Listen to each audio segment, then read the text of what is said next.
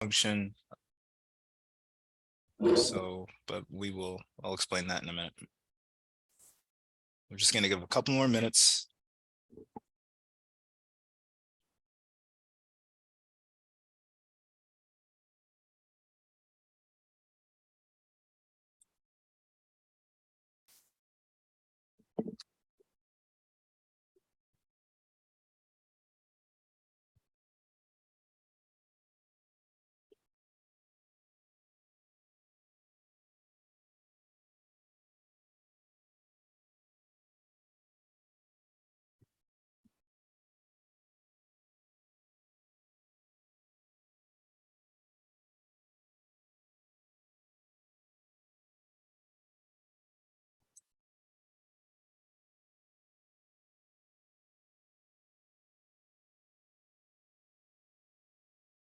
All right.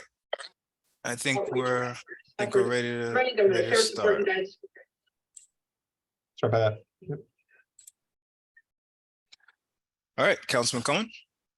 Welcome, everyone. I'm Phil Cohen. I'm Hoboken City Councilman, and I'm chair of the Hoboken City Council Development Committee. I want to welcome you all to this meeting on Neumann Leathers this evening.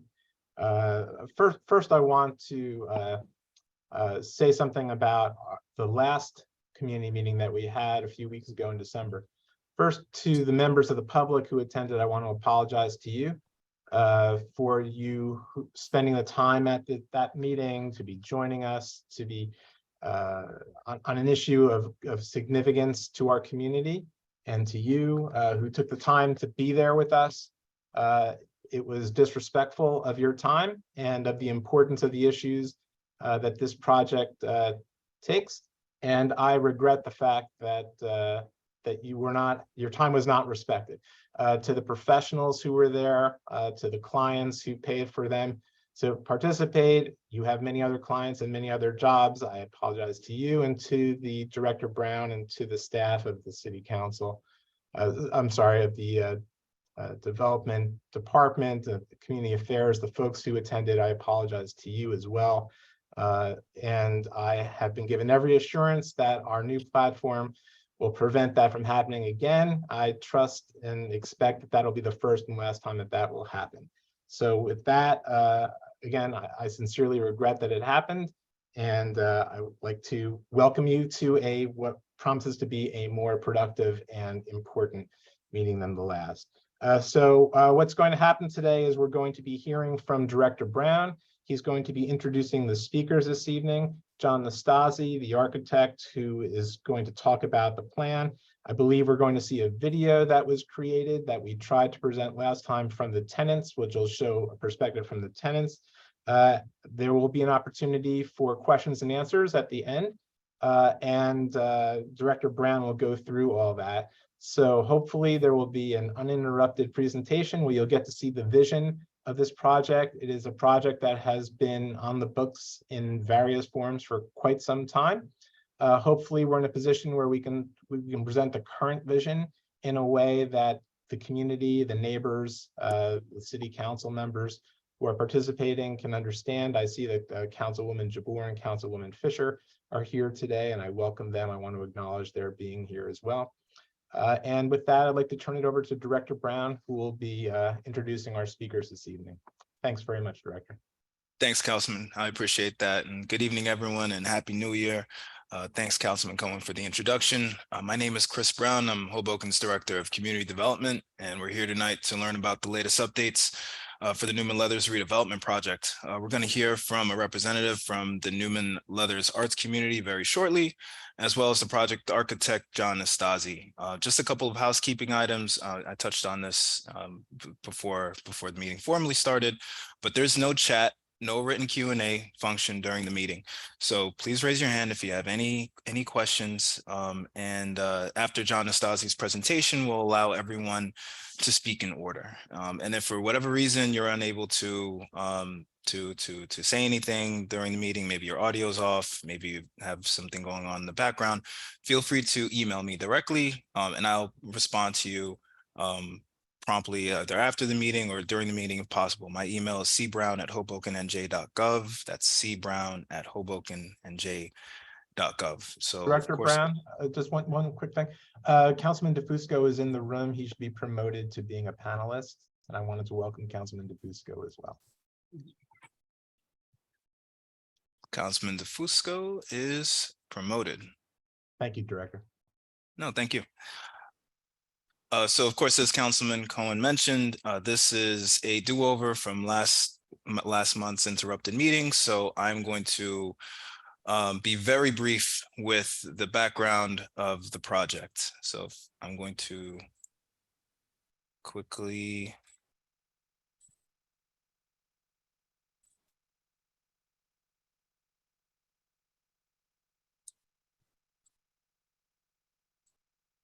start from the top. All right, so thank you all for being part of this meeting, and we're gonna go just run through the quick background on the project. So here is the Neumann Leather site. It's between Observer Highway, Willow Avenue, and Newark Street. It's got 3 sections. The 2 sections highlighted in yellow or red are the ones pertinent to tonight's conversation. Section C is the parking lot that's on Newark Street. It's under different ownership, not part of the project. So here is the Neumann Leather site from the vantage point of Willow Ave and Observer Highway. The new development would take place on the parking lot to the west, to the current parking lot to the west. So here's a rendering of the project as envisioned by John Nastasi, project architect. You'll be hearing from him in a couple of minutes. And just some details about the project, and I'm going to be very brief about this. 2015, the plan was adopted, permits 230 residential units, height of 140 feet over DFE, which comes out to 152-3-ish feet over the sidewalk. There's space for industrial arts tenants, as well as retail and commercial. As far as the redevelopment plan, there's 5 goals of the redevelopment plan. The one that's pertinent to tonight's meeting is goal 2, to preserve, retain, and promote the existing industrial arts uses. And the objective that effectuates that goal is the objective where reduced rents for industrial arts uses will be maintained in order to ensure viable tenant spaces remaining for industrial arts and the industrial arts tenants. So that's the important thing to remember for tonight's meeting. That's why we're here. So in 2019, between 2015 and 2019, the city and the property owner, redeveloper, designated conditional redeveloper, got to a point with the project that we're looking at now. We're looking at here on the screen. This is 230 units divided into space. The yellow represents residential. The pinkish color represents commercial and office. Blue represents industrial tenants. In late 2019, we got to the point of discussing tax abatement for the project, because this in 2019 was not financially viable without the tax abatement per our real estate advisor at the time. And we were having conversations with the finance subcommittee, but then of course what happens after 2019, 2020 happens, COVID-19, and the impact that impacts construction costs and commercial space market. So the plan had to be rethought. And so the ownership group went back to the drawing board, looked at their pro formas, looked at their numbers, and we continued to negotiate different iterations of the plan that would make the project viable. And what we came up with was what we're looking at now in the screen, and what was almost 2 years ago presented in a community meeting in 2021, March 2021, where the building H was previously commercial, it's now residential. Building E was previously industrial arts, it was flipped over to residential. So we flipped commercial space for residential while still maintaining a minimum, well over the minimum required for the plan. So as we're looking at this now, 2021 happens. We get to a first reading on March 3rd, 2021. Pass it on first reading. We have the community meeting March of 2021. And then we start to negotiate the redevelopment agreement. And like I said, the tenet of the major component of this plan is artist protections. And so that was first and foremost what we started to look at. And what we noticed was the plan that we had envisioned on first reading didn't necessarily provide permanent industrial arts tenant rent protections. So we never got to a second reading, which was, if everyone has a memory for it, we introduced it on first, and then we didn't get to the second reading or the redevelopment agreement in 2021. And that is what leads us to where we are today. So I'm going to hand over the presentation to John Nastasi. He is going to present a concept which proposes more residential density, more it's a bit more height, but John will go into the details. But the crux of it is the density and the density that would be provided is key to making the project financially viable to ensure artist protections. Actually, I'm sorry, John, before we get to your presentation, we're going to Winifred. We're going to turn the presentation over to Winifred. The Neumann Leathers arts community they had produced a video that they tried to show at the last meeting. Of course, it was interrupted, which was unfortunate. So we wanted to give the Tenants Association a chance to show that video, to reintroduce themselves to the community, and really drive home the importance of this project, which is more than the walls that you'll see in on John's site plan. So, Winifred. Yes, hi. Good evening. Thank you to the City of Hoboken for inviting us to be present here tonight. My name is Winifred McNeil. I'm a sculptor, art educator, and chair of the Neumann Arts and Creative Organization. I'd like to introduce the other members of our executive committee, co-chairs Ed Wood and Dylan Wissing, Secretary Pete Martinez, Treasurer Nick DiPiero, and Communications Secretary Joseph Genuati. We're an association of fine artists, craftspeople, and musicians whose practices are based in the Neumann Leathers complex. Many of us have called Neumann our working home for decades, and the complex has been a center of creative arts and industry at least back into the 1970s. Following my remarks, we will present a short video that introduces some of our members.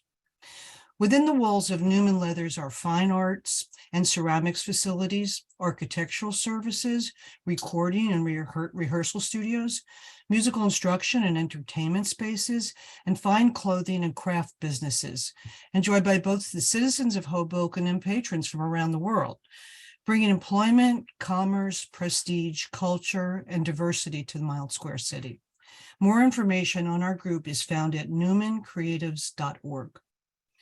The creative tenets of Neumann Leathers have had to vie for survival over the decades, which in turn has forged a strong and cohesive group within the complex.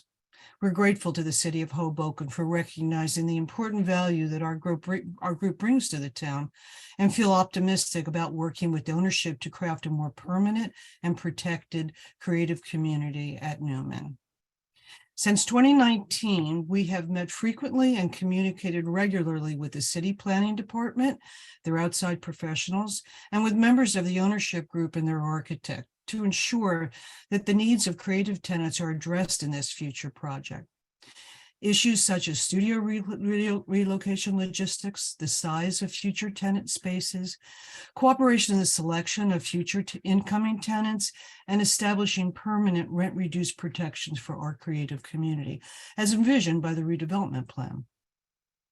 On behalf of the creative tenants at Neumann Leathers, we are here this evening to voice support for this project as it has been presented to us. We'd like to close with this short video to introduce our creative group. Thank you for your time. Thanks, Winifred. So John. Oh, Winifred, were you going to show the video? Yeah, I'm going to. With Dylan? All right. Yep. Okay. Here's who we are, and there's more to be found on our website, which is newmancreatives.org. And Winifred McNeil, mixed media, visual artist. Joseph Genuati, master tailor. Ed Wood, Radii Inc., architectural model makers. Pete Martinez from the Drum Den. Georgia, the drummer from Yola Tango. Chris Dahlberg, sculptor. Jean-Pierre Mouti, fabricator. Mitch Cady, stage manager, drum tech, drummer. Libby Gonipatin, apprentice designer. Kyle Paniglio, painter. Devin Poor, 3D designer and model maker. John McAvity Woodruff, writer. Anya Kotler, painter and sculptor.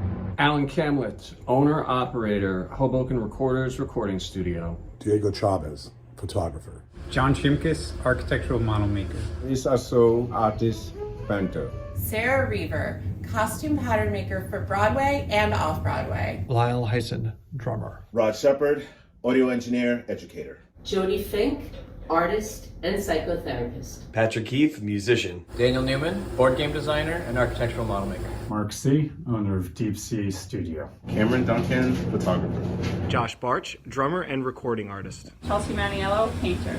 Mike Ferraro, songwriter. Tom Neumann, furniture maker, and this is my co-conspirator, Vladimir Krasnogorov.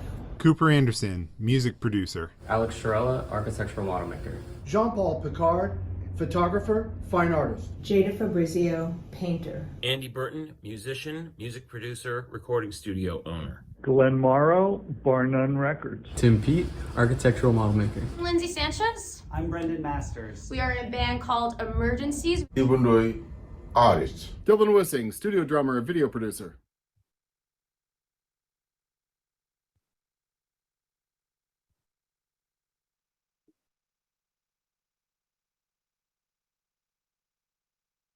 That's us. Thanks, Dylan. That was great.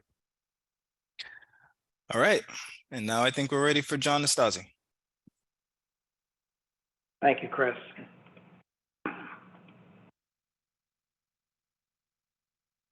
So I'm going to present an abbreviated summary of the existing plan, and then I'll delve into some of the more recent adjustments that we've made.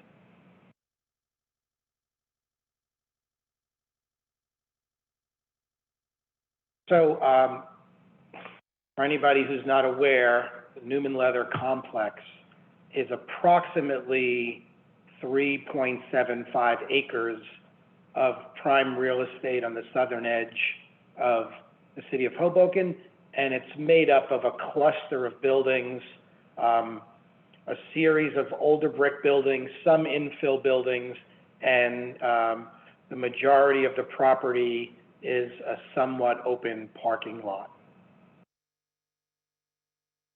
When we were developing the scheme, the redevelopment scheme for Neumann Leather, the premise of the scheme was, and it was developed amongst the Tenants Association back, I think, in 2011. We wanted to do an adaptive reuse.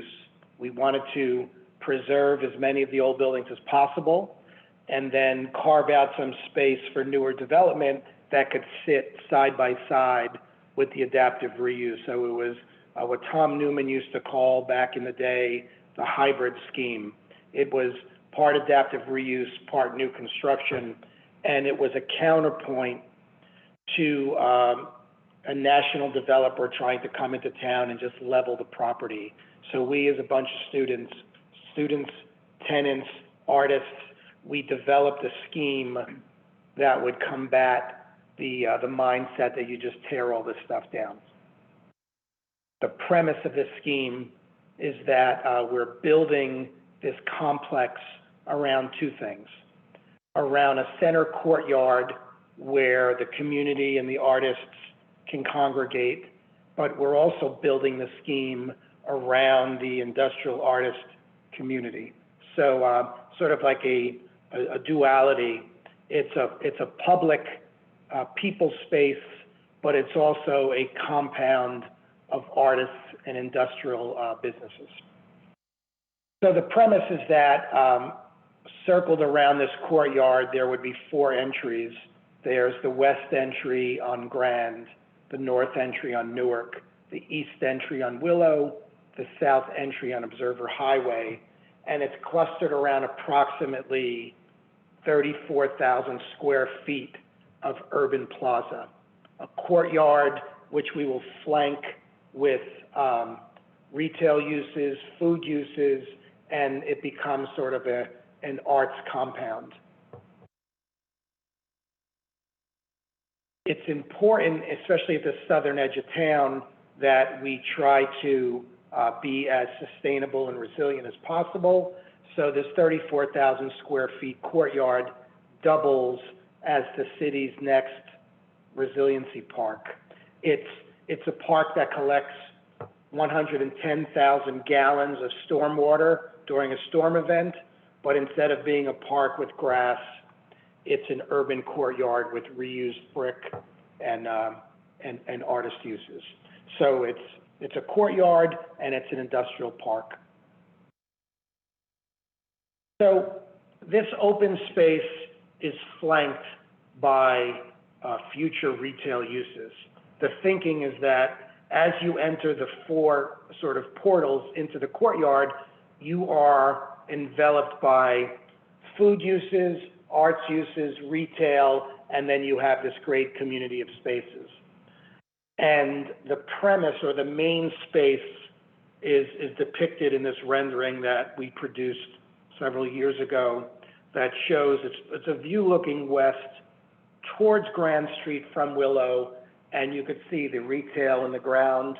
It's a brick paved courtyard, and I've had lengthy conversations with the Gefkins about pre-wiring this space for future music events. And this space, which could be a great event space or music space, would get wired right into the Gefkin studio, and we could sort of host music events in the courtyard while we're also having coffee, drinks, food, and galleries. There's also indoor courtyard space, and if you look at the plan on the bottom right, it's in the southeast corner of the complex, where we can have a 12-month courtyard space where we would glaze the existing open courtyard in the building. And then here we could have kiosks, food, sort of like a Mensa. It's an open food space that I think would be great for the community, for families, for artists, for businesses. And of course, always, cognizant of the artifacts of the building, the original brick structures, and also the smokestack, the mechanical devices. We're keeping all of these sort of industrial artifacts. The building is organized as it steps up from grade. One thing to notice is that the 71,000 square feet of industrial artists and businesses are flanked right in the core of the building. So the light blue is industrial artists, the darker blue is industrial artists and musicians, so we are all here. And then there's a key demarcation where residential rises up on the west side of the property as well as the north side of the property. And then we have a fully automated garage in what I call the Grand Street extension, which we would make, and it would be sort of deemed as a public street connecting Grand Street through Newark out to Observer, something the city desperately needs.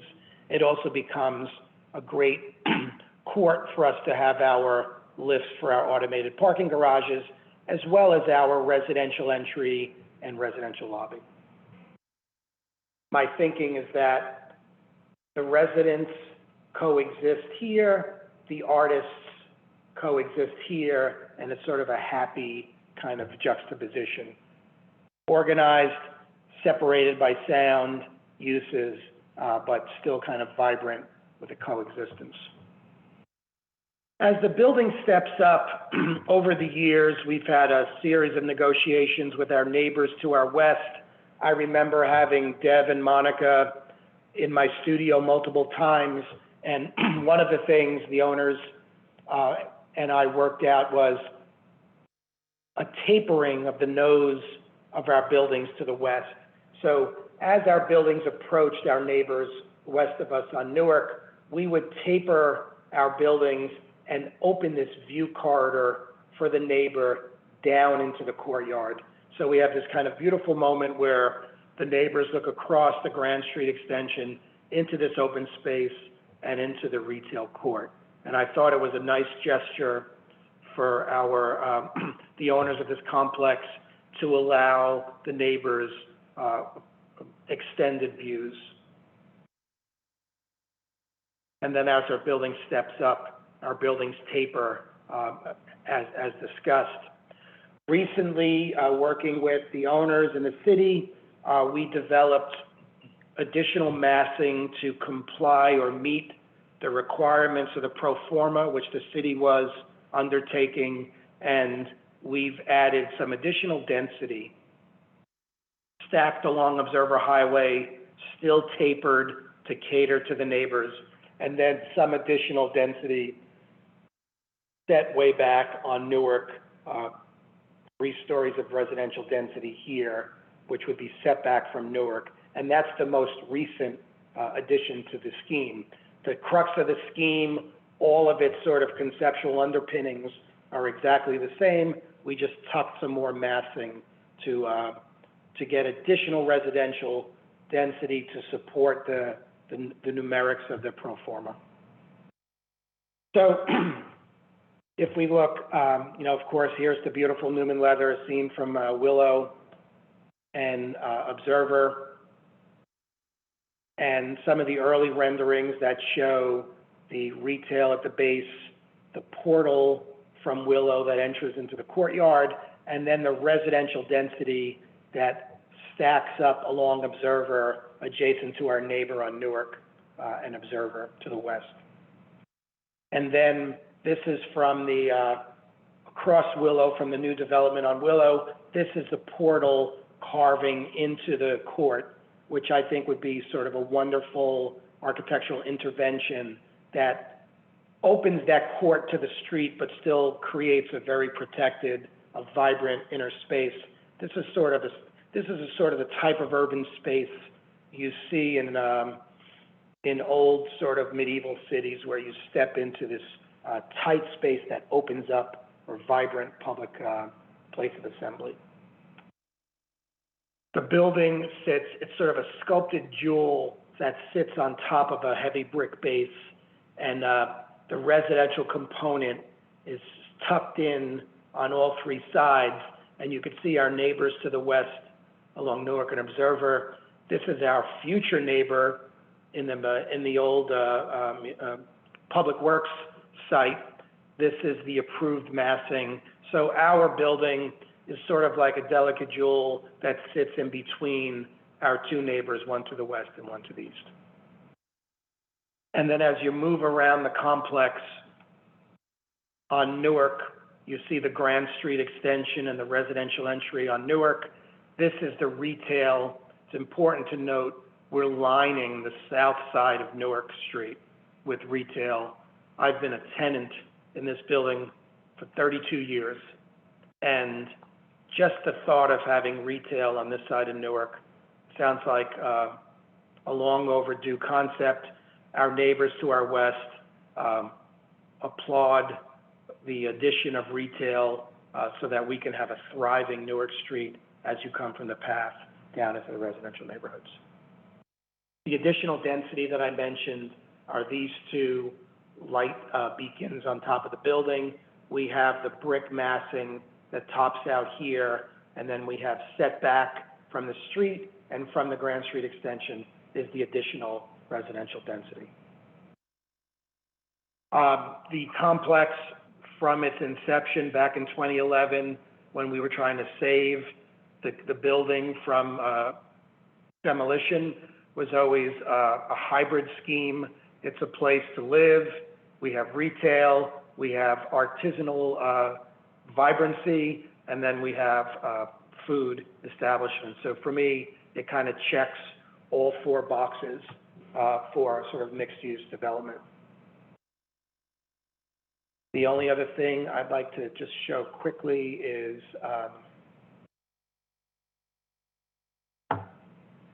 if we just toggle around the site, you can see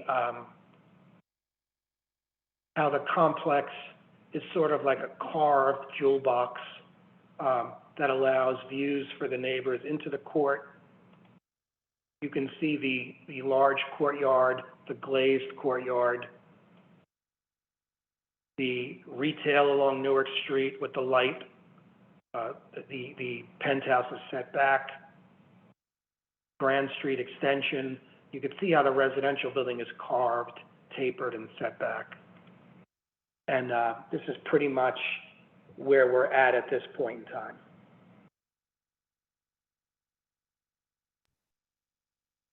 John, this looks great. Thank you. Is that your presentation? That's all I have. So just to before we get into questions, just to have all the information out, could you just specify the number of residential units proposed, and the height of the project, as compared to the previous iteration? And remember, I'm the architect, not the pro forma professional, but the residential density is being proposed at 375 units. The Observer Street elevation tops out at 16 stories. And just so you know, we have 14, 16, 15, and 16 as our neighbors. So it sits right in the sort of like the mean of the Observer Highway heights. On Newark Street, we top out at 10 units setback. Let me just go to the Newark Street elevation. We have 7 stories at the property line in brick. We have an 8-story setback, and then a 9th and a 10th setback even further from the street. So it sort of terraces back 7, 8, 9, 10. So that's the massing and the residential density. Thanks, John. You're welcome. All right. So with that, we'll take any and all questions that people have. Just remember, please raise your hands and we will allow you to speak. All right, I see some hands going up. Maria DeMuro. Yes, hi. What about the traffic in that area and parking and all that? It's already hard to get out of Hoboken, and those roads are terrible. I can't imagine this making it any better. So, John, do you want to address parking, and I can speak to traffic? Yes, I'm going to go to the digital model to answer that question. This is the raw digital model on Observer Highway and Grand Street extension.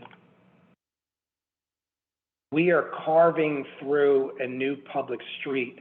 Grand Street ends right here, hits Newark, and you have to go either left or right, creating sometimes a buildup of cars in Newark. But now we're able to drive right through to Observer. That will make traffic significantly better than what it is. The second point is the automated garage is accessed here on the Observer Highway side of the site. So we're intentionally not trying to bring all of the cars sort of up into the crux of Willow and Newark to have a parking garage. Our parking garage is tucked back on the Observer side. And just so you understand, I've been sitting in these windows for 32 years, looking out on Newark. I remember when there were no buildings around, and I've watched literally daily for 32 years the activities on Newark Street. I think by having, go ahead. I want to get back to the parking. So yes, is it enough for retail spaces and for all the tenants? Is it one for the tenant? Like, is it apples to apples, or you have less parking? We're not proposing one-to-one parking per residential. With residential units that are a 7-minute walk to the PATH train, we are looking at units that people will be renting here that are clearly going to commute to work. We don't see this as a quasi suburban development where everybody owns a car. I think this is very much an urban development where people are If they taking do, mass. what happens? You can't guarantee they're not going to own a car. I live like 10 minutes from the path. I own a car. I understand that. Yeah, I'm just worried Well, about so much congestion here, not enough parking, and and the residents lose out. Well, I think there's lots of sort of momentum moving towards not catering to cars in urban developments and really asking people who live in cities and metropolitan areas to use mass transit. So I think the city developers are moving away from this idea that for every residential unit you give them a parking space, because I think that just it belabors the point of minimizing cars in the city. But what if they get a rental car for like a month or two? They could do rental cars, right? I think you're making an assumption that's pretty like, I don't know, like it's not realistic because people might get cars after. Hey, John, this is Councilman DeFusco. I can't turn my camera on, but I did want to help you out here. Although I tend to agree with you in terms of the philosophical points you were making, I think more tangibly, it's important to note to the residents' concern that the administration, myself, Councilman Ramos as well, are working towards some redesigns for Observer Highway that could include an expansion of the roadway to accommodate the higher traffic counts that we're seeing. The council approved a study last year, and I know the transportation subcommittee is working forward to make recommendations on that. It is heard loud and clear, Maria, that traffic in and out of town is terrible, and I agree with you 100% that we can't make the assumption. So the city is absolutely taking proactive measures, knowing that the developments are on the forefront, and we want to make sure that we remediate those traffic concerns. And parking concerns. Everyone keeps going back to traffic. The parking is even more concerning to me. We raised meter rates at the end of last year, indicating that the city is incentivizing people to take alternate methods into the city. Parking is a premium. And people should, especially out of towners, should be ready to pay for the luxury of parking on our streets. Residents that need cars are being accommodated for their cars in the developments that we're approving, including in this one as well. So I agree with you 100%, Maria. Study is too. A lot of people drive here, park, they don't mind paying the extra dollars, and then go to the city from here. All right. Thanks, Maria. So we're gonna move on to, so I see a few hands being raised, but I appreciate your comments, and it's all duly noted.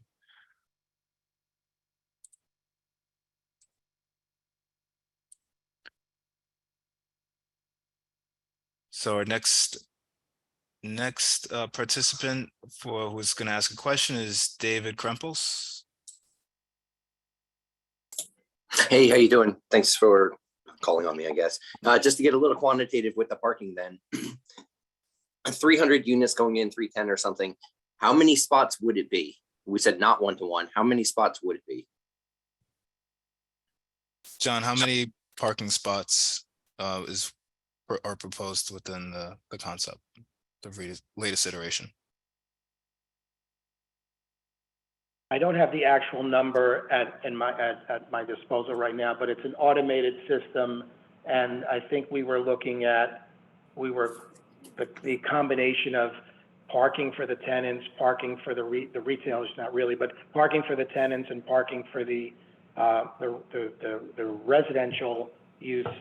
I think we were close to 0.4 or 0.5 per unit. So we're looking at a fully automated system which allows the most amount of cars in the most efficient layouts, and we're just looking to optimize that number. So kind of like 120 versus probably a loss of 50 with the existing parking lot. So a net gain of 70 versus 300 units. I mean, I guess so. And I will tell you that the parking lot, I think the majority of the parking in the parking lot are the neighbors and residents in the southern and the Hoboken parking there. When I arrive in the morning at 7:30, I'm one of the first tenants to arrive at Neumann Leather every morning, and the lot is full with neighbors who get in their car at 8 o'clock and go to work. So I think a lot of the cars, even though you're saying it's about 50, a lot of those people are really neighborhood people parking in there. John, I'm gonna jump the line on questions. Do you know the unit breakdown in terms of ones, twos, threes? Do you have that in front of you? No, I don't have that yet because it was an even mix. But remember, that's coming from a recent analysis by the pro forma professional to reestablish the density. But it's our intent that it would be an even mix of ones, twos, and threes. Yeah, I mean, one of the driving forces with the project and the reduced parking number is its proximity to Hoboken Terminal. And also let's just keep in mind that the breakdown of ones and twos usually generates a lower parking count. So that's something that we've considered or assumed as part of the project. Just on this number, though, it looks like we'd have 70 parking spaces for an additional 300 people. I mean, that's a fourth of the people having cars. Seems like we've been very conservative in our estimates. We do still need to, as part of the redevelopment agreement, have a traffic demand management plan. It's a TDM plan, which would provide justifications for the reduced parking count. We haven't gotten to that point. But we would have that as attached to a redevelopment agreement with the property owner, with the redeveloper, with their proposals for minimizing or mitigating the impact of the reduced parking. So thank you. And can you just speak to the height again? Versus David, can you repeat that, please? I didn't hear you. I apologize. Yeah, you'd had a schematic of the building heights along Observer. I think you said 14, 16, something. 16. Our project is now 16 stories on Observer Highway. And the ones east of it? I could show you if I share my screen. John, I think you said it was up to 10 stories, 7 stories to the brick facade, and then it steps back 8, 9, and then gets to 10. Exactly. Right, so we would be 16 here. Our neighbors to the west are 14. This is going to be 16, recently approved for the municipal garage site. These guys are about 14. He's 16. 16, 14, 16, will be 16, and these guys are 14. And then when you flip around here, we have a 7-story brick base, which aligns with the neighbors. And then we step back here and we go to 8 and then step back again, and then 9 and 10 along Newark. All right. Thanks, Dave. I appreciate your question. Yeah, of course. No, thank you for being a part of the meeting. All right, we're going to move on to next question from Stephen Dunn. Steve, are you there? Hi, can you hear me? Yes, we can. Hi. Good evening, Mr. Nastasi. Your project in general actually looks quite wonderful. It may shock you to hear me say that, but it does. Having said that, automated parking, for those of us who are not in the field, what does that mean exactly? Does that mean elevators and turntables and so forth? And is the automated parking allocated to the residential units in that 0.4 space or 0.5 space per unit, residential unit?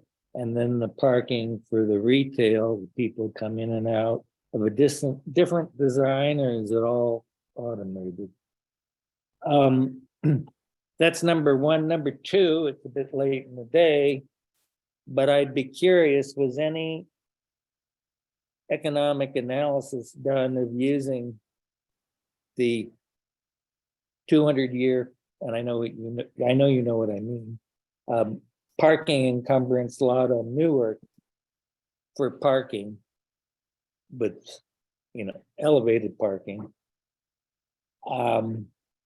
which would then make the project maybe more efficient economically, and then also alleviate the issue of having two lots, the value of which is reduced by millions of dollars by virtue of a 200-year parking encumbrance. And number three, it appears to me to be the case, but your screen share isn't working actually in your Q&A. Oh, it's back, your screen share. How wonderful. Is the height mass of the Neumann Leathers project, does it not, I'm assuming it doesn't creep farther north than the height mass of the Iron State project. I'm making that assumption. Please confirm that. And number two, what is the height mass vis-a-vis the building at the corner of Newark and Willow? Would be the southwest corner of Newark and Willow. That's approximately 7 stories. Is it about the same height? And then it gets higher as you step back from the brick facade, or how does that all work out? So I hope my questions have been clear and succinct, and thank you for your presentation. I appreciate it very much. Thank you, Stephen. And I believe that was a 4-part question, and I'm going to try to remember all 4 questions, and I'll go backwards. Take because notes. of my memory. The building on the southwest corner of Newark and Willow is approximately 70-something feet, a little bit lower in height than Jefferson Trust, which is across the street, which I think is in the high 70s or low 80s. And the model sets up a sort of a prevailing height that picks up this height along Newark, and then we step back significantly before stepping up. Going back to you, that was the 4th question. The first question was automated parking, and I think this plan, helps explain it, Stephen. You pull into the Grand Street extension, and we have this, if you could see my cursor, we have this little kind of court, and it's set back from the street, so you could pull in. There'll be 3 entry points, and you literally pull your car in here. You never leave this spot, and then a cassette will take your car up and over into a highly compact automated parking garage, which the community doesn't have to enter. They do all of their transactions right here. So we're kind of, by having this Grand Street extension, we've created a nice sort of car court to collect all of the cars that are going to be parked. Now, I think maybe your second question about sharing, what's interesting about these systems, and it goes to what I was saying about the neighbors coming in the morning, taking their cars and leaving. It's when the residents of this building get up to go to work, if they're working out of town, this garage will empty out in the morning. And then when the businesses and artists arrive, or the retail users arrive, they'll use the parking garage. And then when the businesses empty out, people come home from work and we'll fill the garage back up again. So I think you'll find, and I'm not a parking expert, I'm just an architect, but I think you'll find that the cycles of garage use work well for residents who are sleeping there, businesses who are here relatively 9 to 5, retail uses, and then the residents is coming back again. The third question, you asked me if the setback on Newark is equal to the municipal garage site. It isn't. It's a different project, different architect, different setback, and I'm just setting our buildings back along this parcel. So that other site is a different organizational element, and it's not aligned in that way. So I appreciate the question, Stephen. It's always nice to hear from you, and thank you. Thank you, Steve. We really appreciate your questions. Can I have one quick follow-up? Sure. Yeah, be quick. If I understood the response on the parking, which is a technical issue, is it first come, first served? And that works out because of the different demand times of retail uses and residential uses. And if so, who gets priority? Do residents get priorities if they're short of spaces? In other words, there's too much retail at 4 p.m. or whatever, you then cut them off so to create spaces for residential. How does the right of priority play out? I think that's a good, I completely understand the question, Stephen. I think it's a great question. I think that will be worked out with the parking operator, the owner, like that gets into the details. And I think they're good questions. I don't, as the architect pre-approval, I don't have those answers yet. Okay. Thank you both for indulging me. I'll be quiet now. Thank you. Thanks, Steve. Thanks, Steve. Always good to hear from you. All right, so we're going to move on to Roberto Vertali. Sorry if I didn't get your last name. Can you hear me? Yes, we can. Okay, I just had a couple of questions. One, it seems that some of the art studio space was lost in this transformation. I wondered how much of the art studio space it has shrunk, but that's number one. And number two, with respect to the interior courtyard, I'm worried about the shadows and also the effect of the building will have on the light of the art spaces. I mean, one of the good things about the Neumann letters was the light, at least for some of these art studios that I've seen. Well, how much of the buildings will actually impact the light, hitting those spaces in the art studios? And also with respect to the interior courtyard, how much of that interior courtyard will be in shadow pretty much all day, given that the size of the buildings around it? Okay, so those are good questions. I think it's important to hear. Let's look at the model. The industrial artists are in this building, right? And in this building. These buildings, these windows face south, and I've been in my co-tenant spaces in here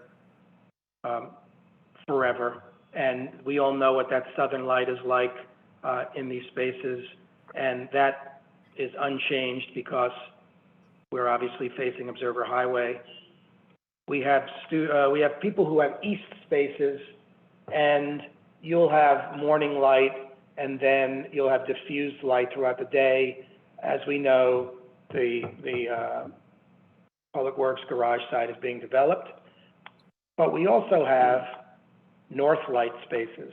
So you have the D building, you have these beautiful north light studios, as well as south light studios.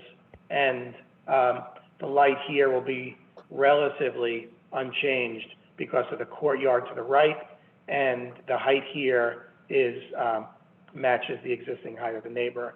And then when you get to the H building, north windows, we have Tom Newman's furniture shop has been here for 20-something years. And then you have the south light spaces. You have Dante's music recording studio. You have the musicians up here.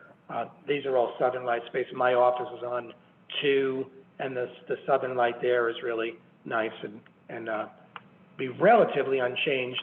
Maybe in the afternoon, you might get some shadow, and then the sun reemerges around here and sets. It resets in the north window. So, I mean, I don't think, you know, the artists are here in this open space, which is really nice. And then, you know, you're going to have the sun on the south, and you're going to have a shady courtyard, which I think is absolutely beautiful and will be a great space. Remember, we're not laying out on our blankets sunbathing here. This is a food court. This is a music court. This is an evening space, cafes. It's going to be a vibrant urban space that doesn't only require direct sun to exist. I hope that helps. Thank you. And how much of the space, of the artist space, is lost in this project, if any? Right, Roberto. Yeah, Roberto, I forgot about that part of the question. Back when we, as a tenants association, were fighting this national developer, we said to the city, we need 70,000 square feet to keep us intact. We asked the city for that, I think, back in 2011. In 2015, when the city did its master plan, they had a number of 70,000 square feet that had to be maintained. When the person who purchased the property hired me to develop the scheme that we did as a bunch of tenants, in my scheme, I put 71,000 feet, and that's what's in the plan today. So going all the way back to 2011, we were always 70,000 feet, and that's the number we're at. So, and I would also tell you, Roberto, that we've looked at tenants lists. We've culled through the tenants rosters of who would want to stay in this complex after the redevelopment. And I think right at 70,000 feet, 71,000 feet, I think it's the right number to kind of accommodate just about everybody who would want to stay. Thank you. You're welcome. Thank you, Roberto. I appreciate your comments. So we're going to move on to Jason Kramer. We're going to allow you to talk. Hello. Thanks for letting me talk, and apologies if you guys hear background noise, but the kids home here. Yeah, so love the proposal. Thanks so much for presenting and walking us through the details. I don't know if this is contradicting other points that were made earlier. I should mention I'm a resident at 300 Newark, right across the street here. I think being a transit-oriented city with transit-oriented development, being 7 minutes from the path, which was already mentioned, it's actually probably in our best interest as a city to not induce the demand of that extra traffic, right? So there's these competing concerns of parking and traffic. If we create the parking that makes it easier to take your car here, you're going to have more cars on the road. And in a community that doesn't require a car, we necessarily shouldn't think about parking first. And related to that, and I think for other folks that might be tuning into the New York Governor's State of the State address that's happening tonight, you're going to hear about the housing shortage in the metropolitan area that I think all of us probably already know about without listening to the speech. In that area, being so close to the path, being so close to bus routes, right? We got the 126 that comes right through here, among others. It really should be for residents. And it looks like you have the capacity to either increase massing or replace that automated parking garage with units that will also increase the tax base considerably more. And I know the council member mentioned, we're increasing parking rates, and that is great. You'll benefit much more over the long term with having taxable units. And so my suggestion and feedback would just be, let's focus less on cars and more on people, building the community. Overall, I think it's a great proposal, understand why it's there. But think if there's a future iteration, I'd like to advocate on behalf of folks that don't necessarily want more cars in our neighborhood. Thank you. Thank you, Jason. Really appreciate your comments.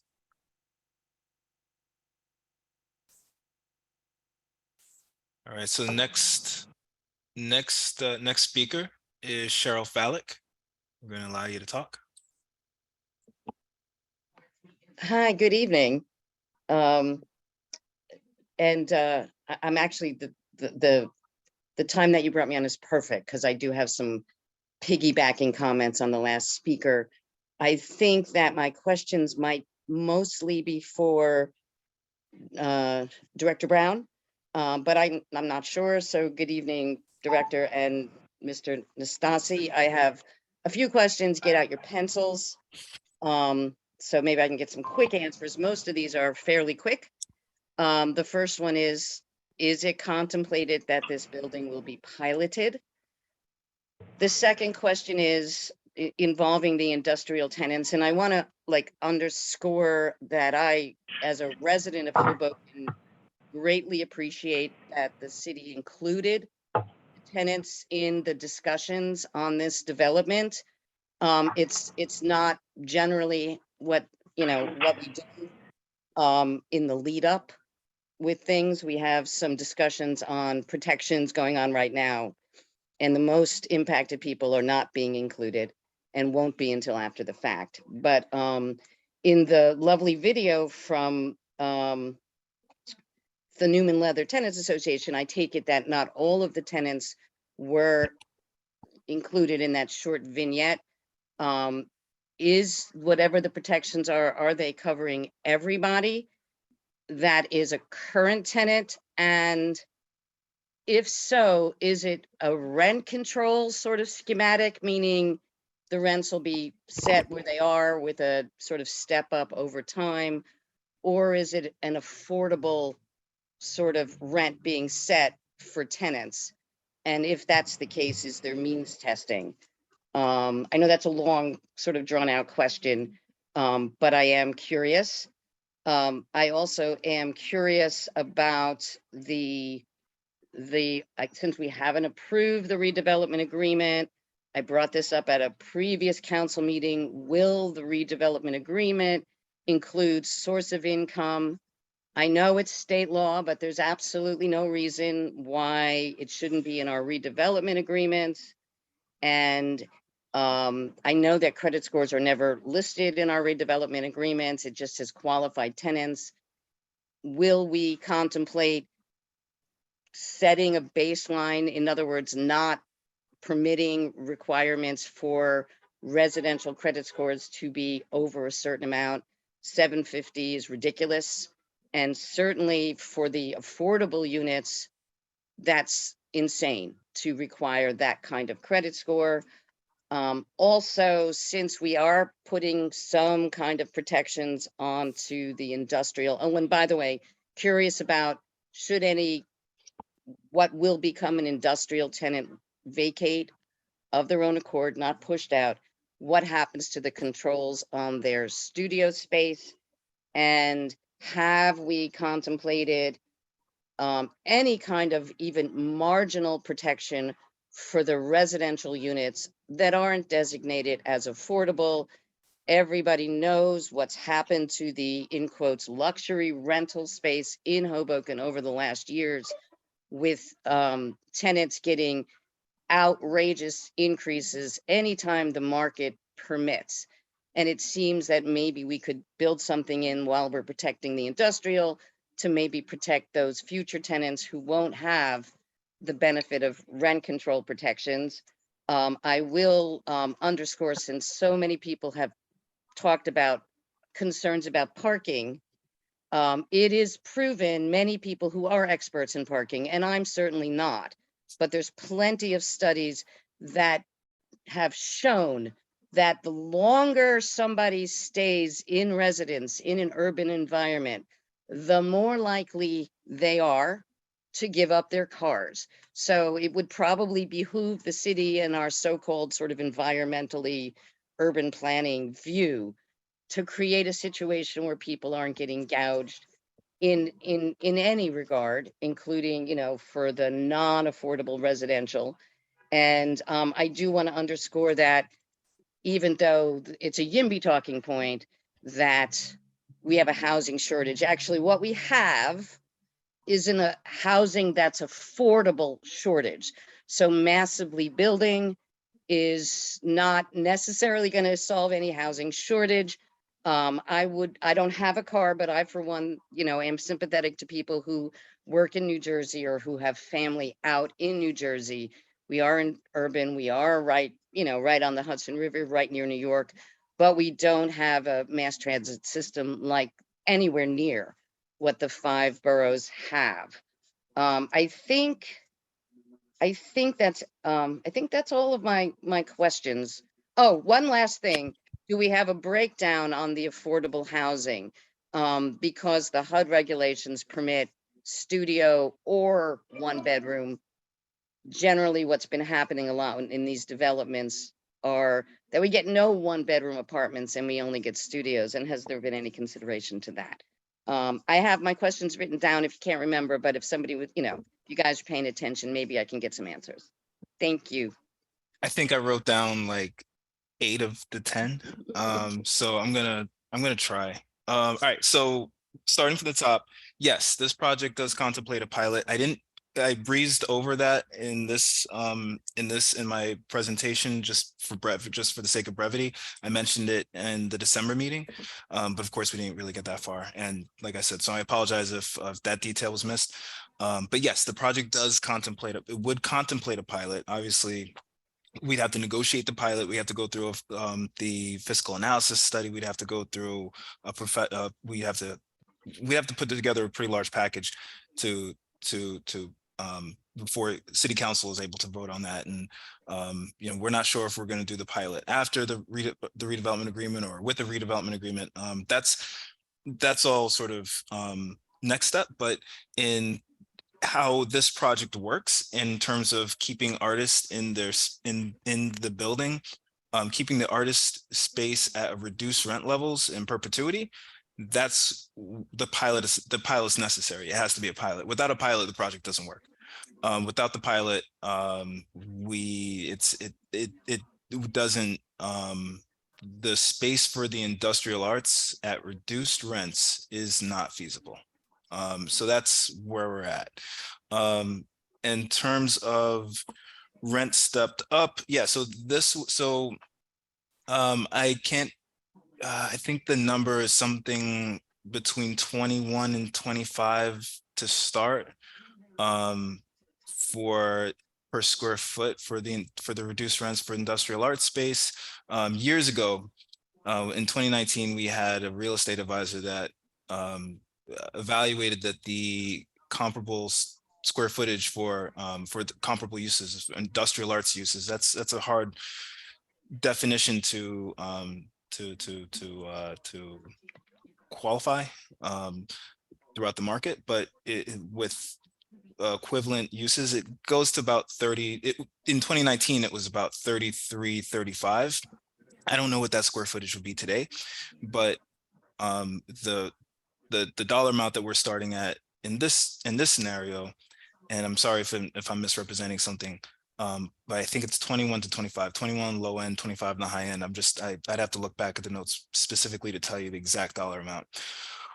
In terms of and then also, you know, in terms of how that stepped up, we haven't really gotten to that point yet with negotiations, and that's something that's a conversation that we need to have parallel to the redevelopment agreement in terms of, is it 2%? Is it we probably don't, I don't think we'd want to do CPI. Because CPI can sometimes jump up to 5% in times of higher interest rates. So maybe it's 2%, maybe it's 3%. Yeah, I'll pop we're in not- here and say that we had a hoopla of pushback on residential when 2 of our council members proposed 4%. So there may be pushback in the city. So this is between the artist tenants, the industrial arts tenants, and the property owner in this case. So, you know, I would say that's a conversation that needs to continue. But in terms of, so you asked the question about the source of income language, credit score language.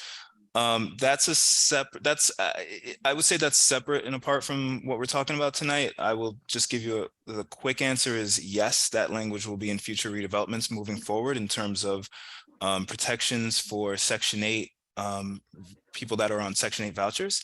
In terms of credit scores, that's a little more complicated. And we have discussed with our attorneys and with our administrative agents how we can manifest that language in redevelopment agreements. It's not a straightforward answer, and I don't. It sounds like you're looking into it, so I appreciate that. We're looking into it, but I don't think that's, we can talk about that offline. I don't, that's tricky. What happens after a space is vacated? Again, that is generally speaking, I think what would happen at some point, the tenants and the property owner are going to have to come to an agreement on terms of their, let's call it commercial rent control.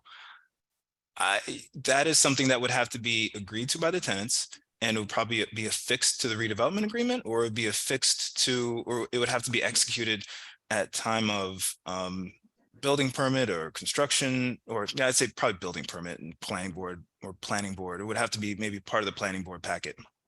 Is my thought process that whatever that agreement is would become part of the final redevelopment agreement, so the public would know and be able to perhaps reference it for future? It would have to live past the redevelopment agreement. It would have to be something, and again, it's a good question. It would have to be something where after the building is built out and the developer has a certificate of occupancy, all the residents are in the building, all of the tenants are in the building, all of the commercial is built out, the building is functioning. Let's just say 10 years from now, they get their CO. I mean, we're basically done. I mean, we've done this. There's other think of like 770 House or Marine View Plaza, for example. Marine View Plaza and the Applied buildings on River Street and Hudson Street, those were part of redevelopment areas. It's been, over 30 years. They've gone past the life of the redevelopment plan. There's nothing the city can do in that sense. But it would have to somehow live so that it's enforceable past certificate of occupancy, past where the city normally under redevelopment, we'd have some leverage. And it's something that we're considering, but at this point, we're just trying to figure out what kind of project is feasible. So it's a good question. It's something that we're still considering. Protection of future industrial arts tenants. Again, that I think goes into that agreement. And it's something that would have to be contemplated within that agreement. And it's something that, again, the pilot and the extra residential density takes care, it's meant to address those issues.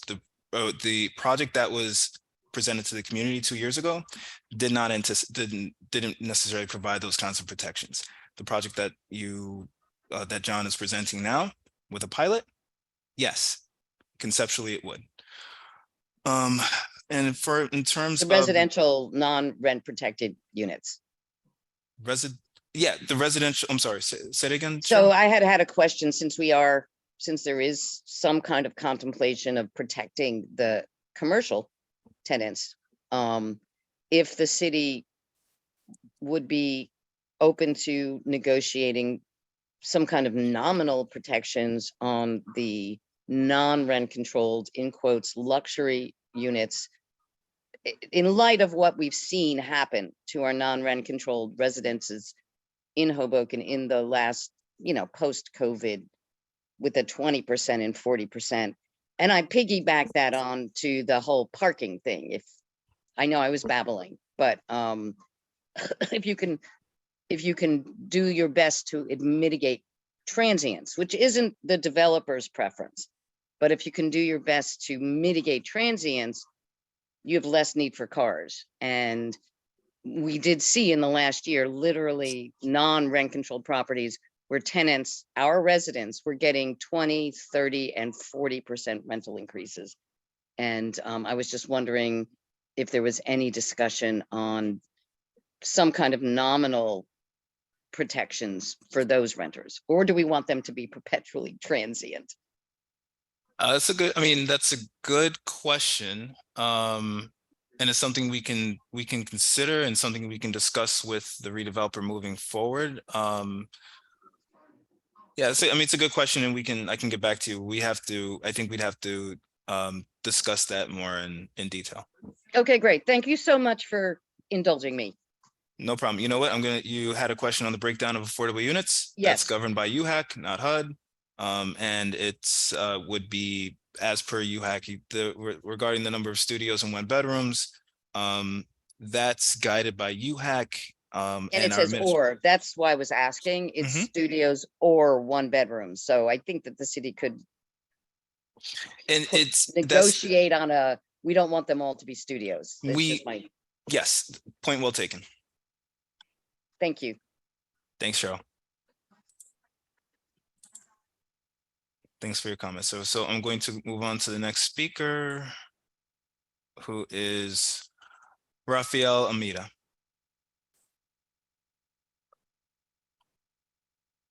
Yes, hi. Thank you for taking my call here. Just quick 2 questions. The first one is loading dock for deliveries. So UPS, postal service, food deliveries, and deliveries in general for the commercial spaces. Do we have a space for that? Because that does impact traffic around the area. And the second question is there any security measure for the internal courtyard? Is there hours of operation? Is it going to be 24/7? What type of lighting you're going to have in that courtyard that could potentially impact the residents of the building, as well as provide security for people that just want to walk by it?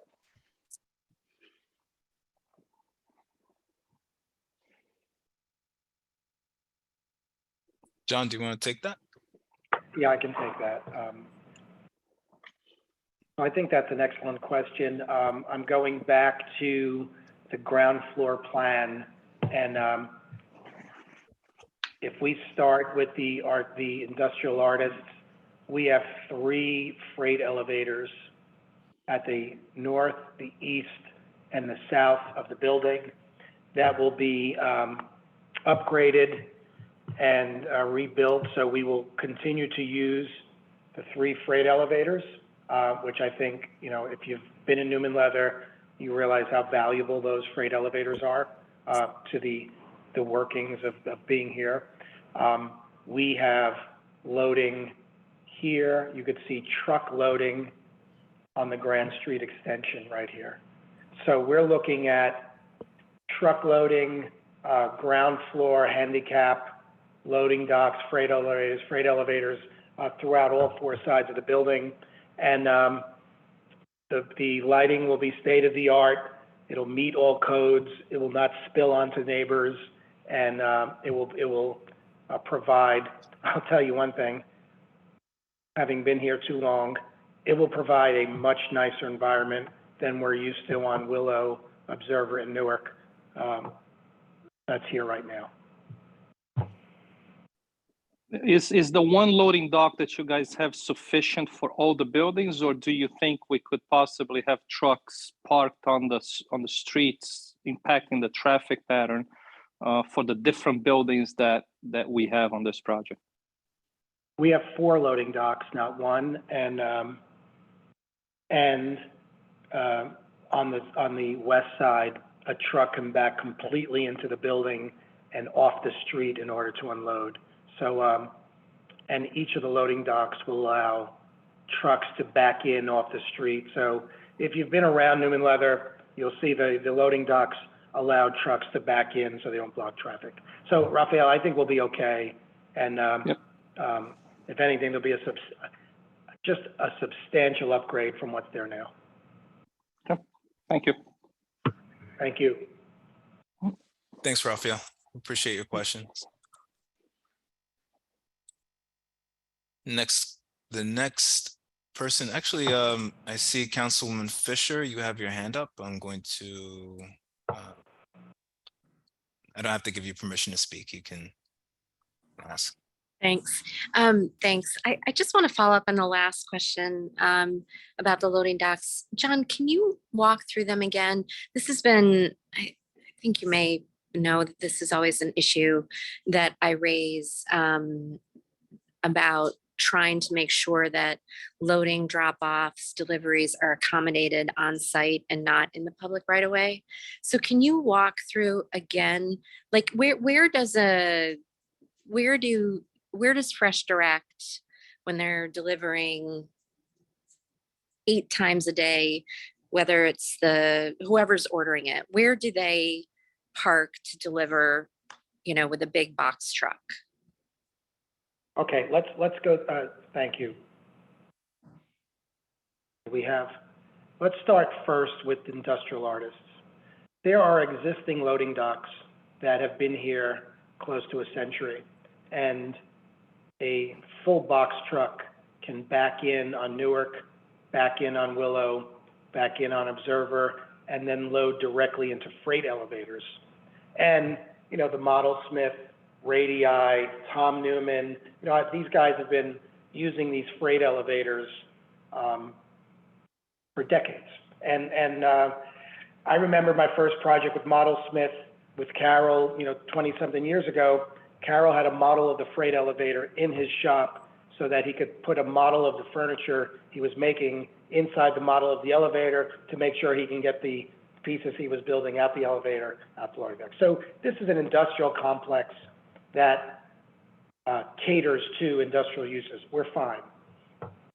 But let's talk, Tiffany, let's talk about your second question is Fresh Direct, right? So here's the residential component of the building at grade.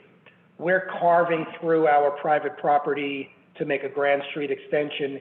Here's a full truck loading dock right next to elevator cores.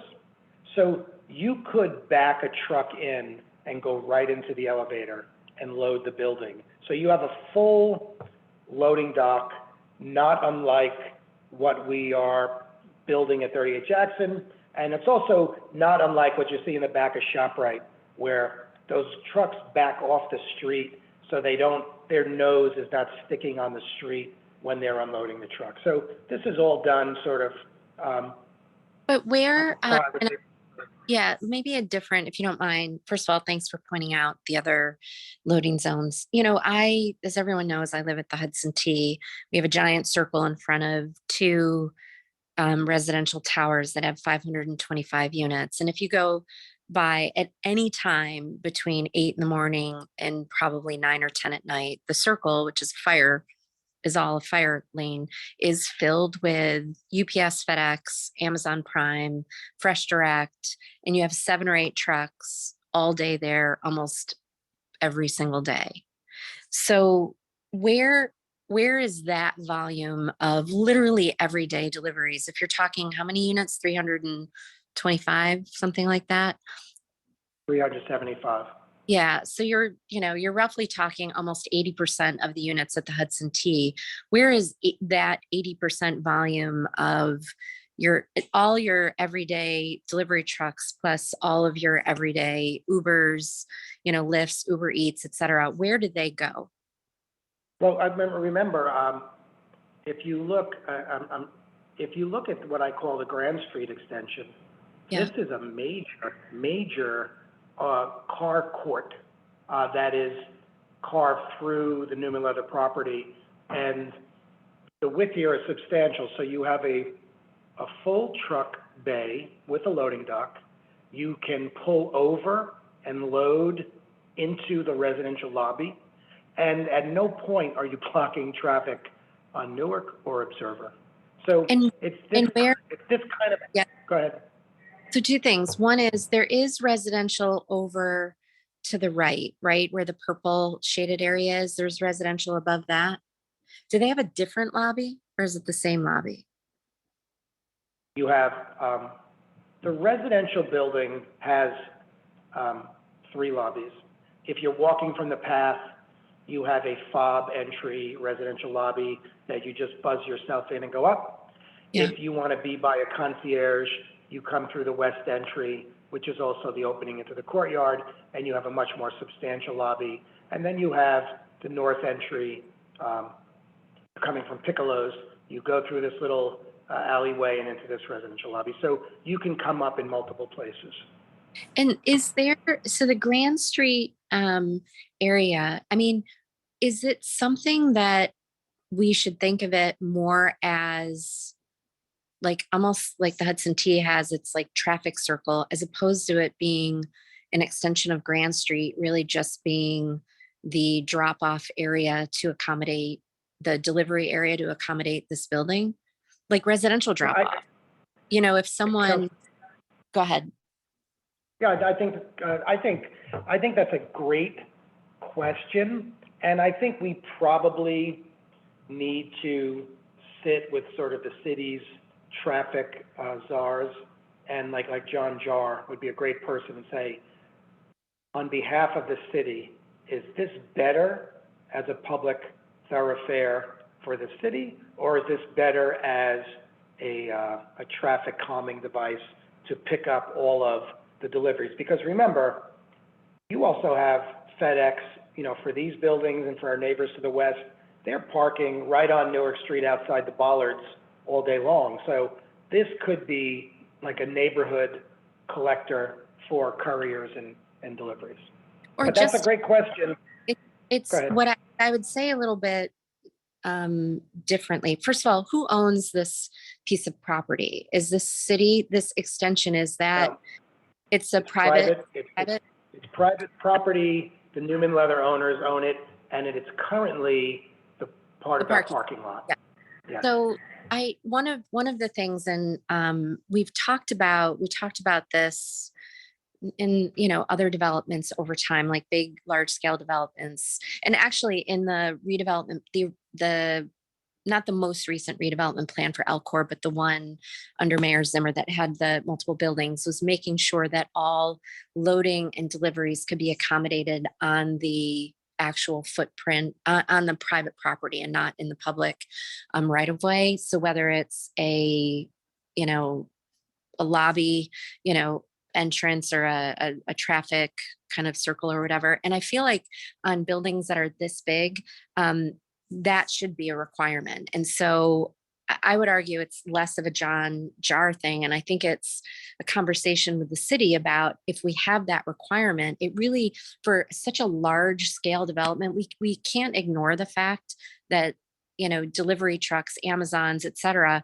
that's a reality. Right. And every large scale development should have to accommodate that type of drop off when you're talking about close to 400 residential units. So, like, to me, I'd love to see, and that's just my own view based on, you know, the experience that we have, the traffic circle in front of the Hudson T buildings, that, you know, little circle, you know, the trucks that park in there, they basically accommodate the big buildings across the street. Fresh Direct comes, they park in the circle, and they service our two buildings. They go to 1450 Washington, 1400 Hudson. And because we just don't have enough loading zones in the area to be able to accommodate, you know, all of the massive deliveries for this level of residential density. So I'd like to see this area not be a drive-through for Grand Street, and actually it could still drive through, but it really should be the delivery area for this large scale development. That is what I would like to see.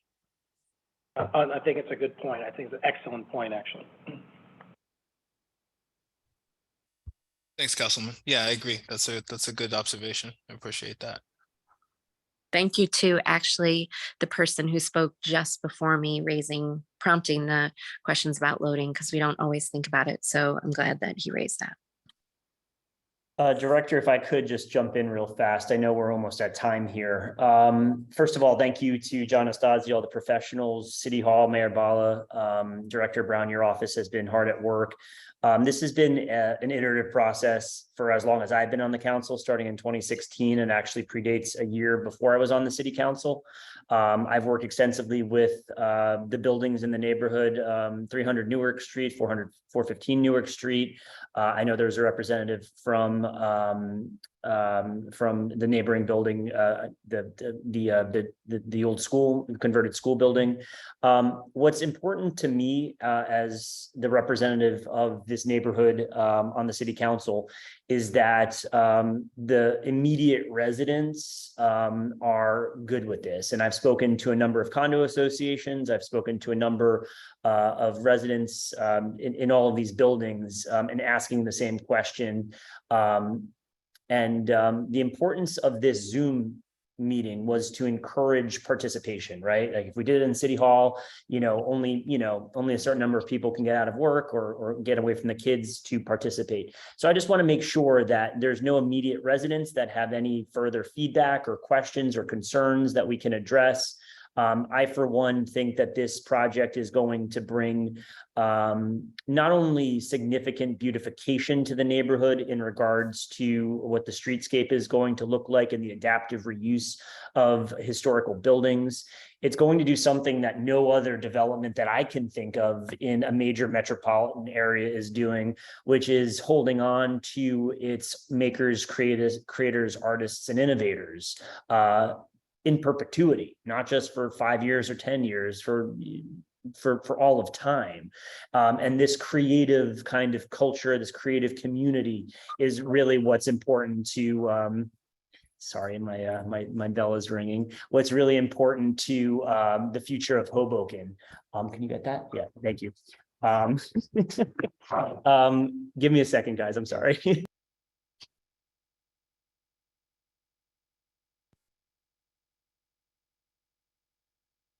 Tiffany, there's a moving truck outside of Michael's apartment right now, blocking traffic, making a delivery for his house.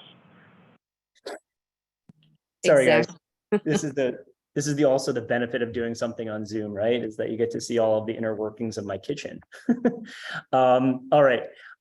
So keeping this artist community is important. Infrastructure, super important. The traffic comment is something that I took really strongly and to heart, and working with the Fourth Ward Councilman Ruben Ramos and the Mayor Ravi Bala, we're moving forward on those kinds of plans. This is an exciting project, but I, as the councilman, cannot approve it unless my neighbors are on board. And so that's where I would just open the conversation once again to give me any feedback, to give the city any feedback, and to also offer my direct contact. It's on the city website. If anyone has thoughts that they would like to pass to me that they don't feel comfortable expressing in a larger group setting. So thank you again to everybody. This is transformational for the neighborhood. Thank you so much, Director Brown. Thank you, Councilman. I appreciate that. Appreciate the words. So next speaker is Rick Ivins. We're going to allow you to talk.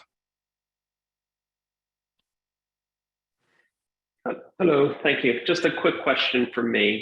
The building to the west, 415 Newark, is 14 stories. The tall building, this new development, is going to be 16. Is that going to put the 16th story about 20 feet higher than the top floor of the neighboring building? Rick, I think that's a good question. I think to be safe and conservative, we can assume that 2 stories is 20 feet, just, with rough numbers, so yes.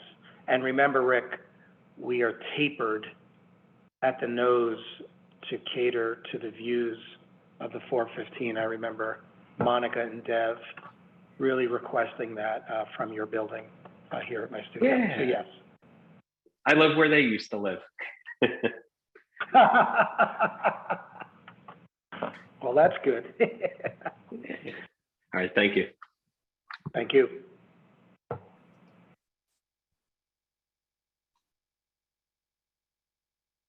All right, so and Rick, thank you very much for your comment or question. The next speaker is Sid G. We're going to allow you to talk. Hello. Yeah, can you hear me? I said, yes, we can hear you.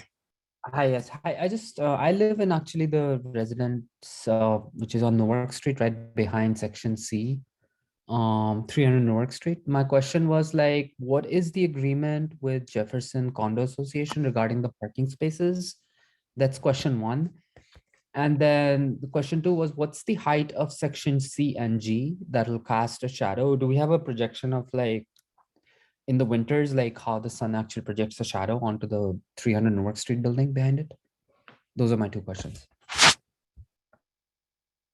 Okay, so I think the first question, 300 Newark Street, which is also known as Jefferson Trust, has a parking agreement for our neighbor, but not Neumann Leather. So it's the building just east of us, which I think is 311 Newark Street.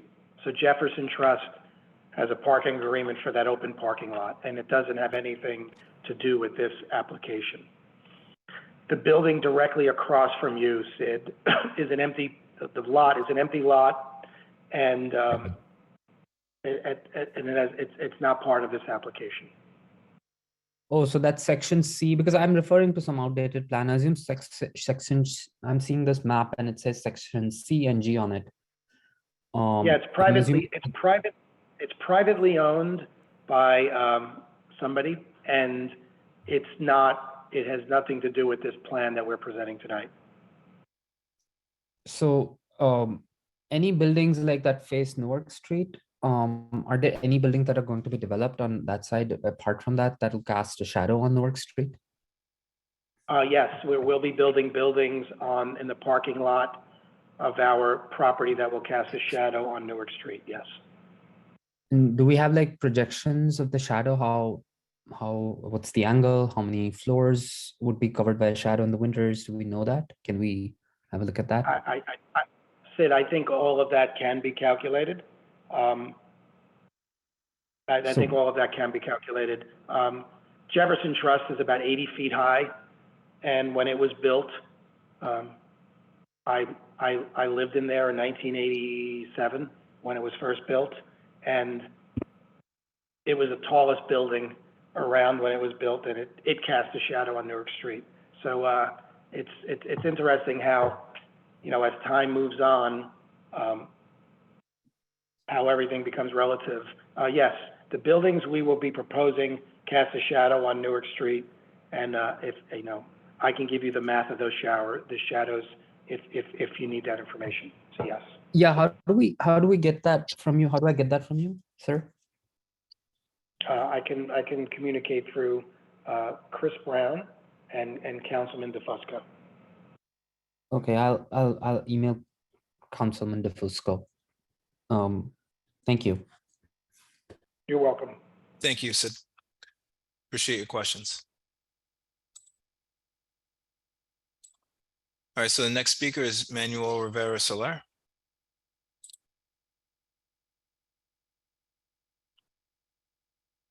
Manny, you've got the permission to speak. Hello.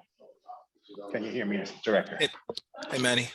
Yes, I have to speak low because I'm in City Hall. So if my voice goes even lower, let me know. Director, I just have a few questions because I know the time is running. In regards to, you said there is no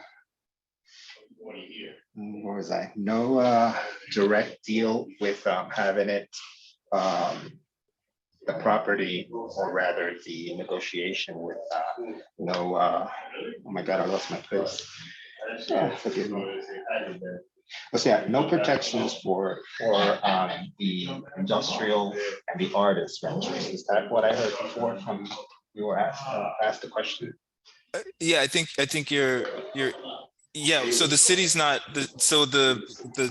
let's say commercial rent control program would be, with the commercial rent control agreement would be between the industrial arts tenants group and the property owners. But we would need to somehow incorporate that agreement not just to the redevelopment agreement, but possibly as a covenant on the property, or are, you know, we'd have to look at the legal mechanism to make sure that it's enforceable beyond the redevelopment agreement.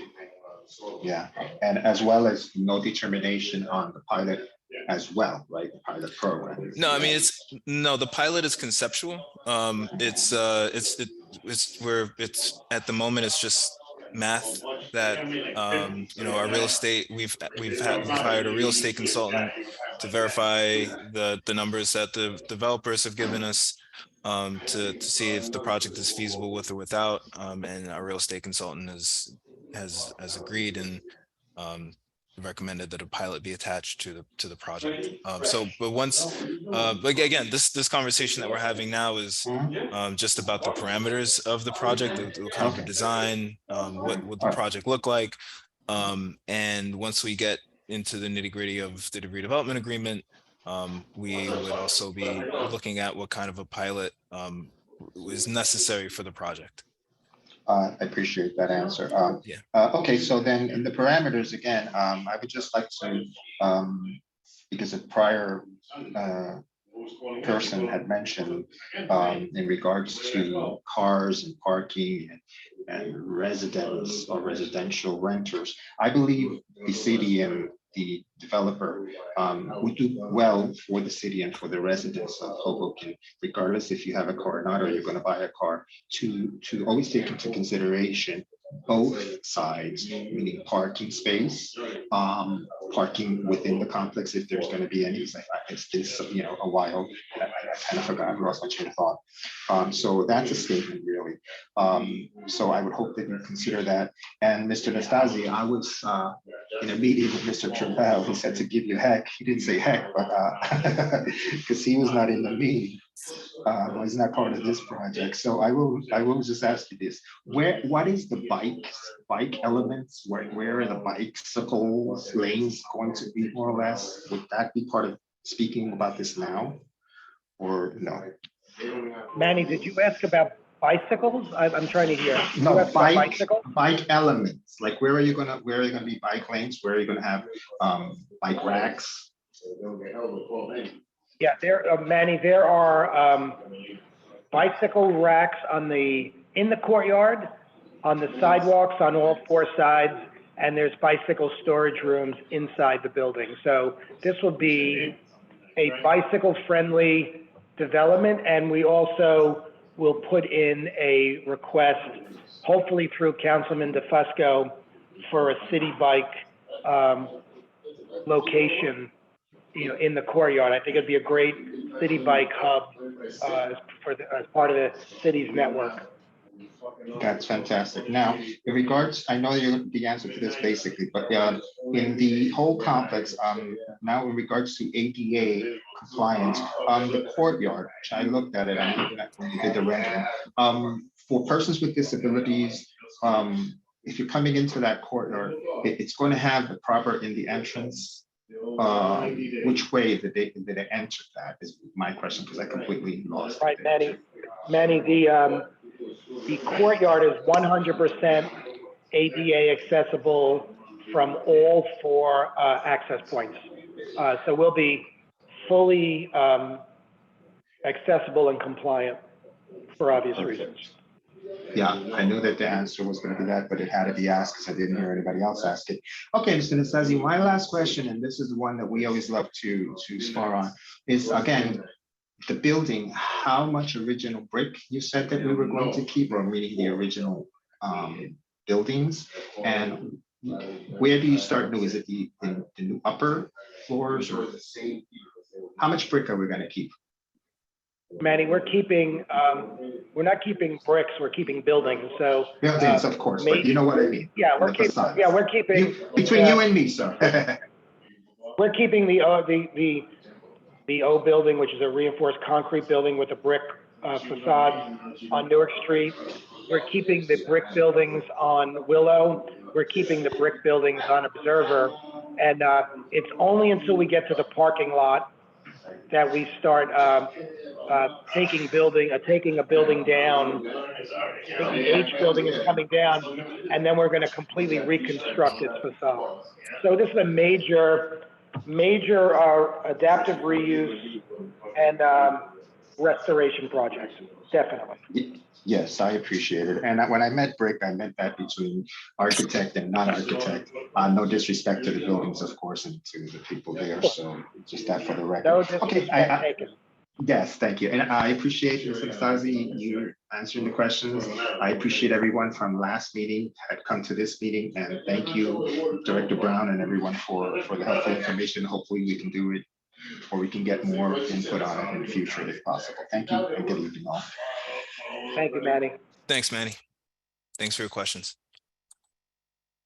So I'm going to, so the next person with their hand raised is Councilman Dave Mello, former Councilman Dave Mello. I'm going to allow you to talk.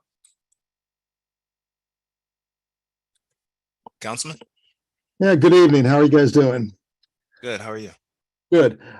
So my questions, it's a multi-part question. It's like, what efforts have been made to approach and consult the Hoboken Public Schools and our Board of Education on an additional pilot being added to the city?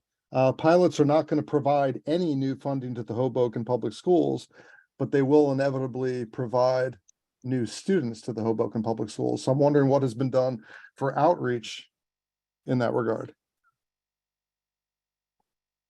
So the idea of the pilot is relatively new. I would say within the last year, or year, 9 months, we've been looking at how, if it's feasible, if it makes the project work.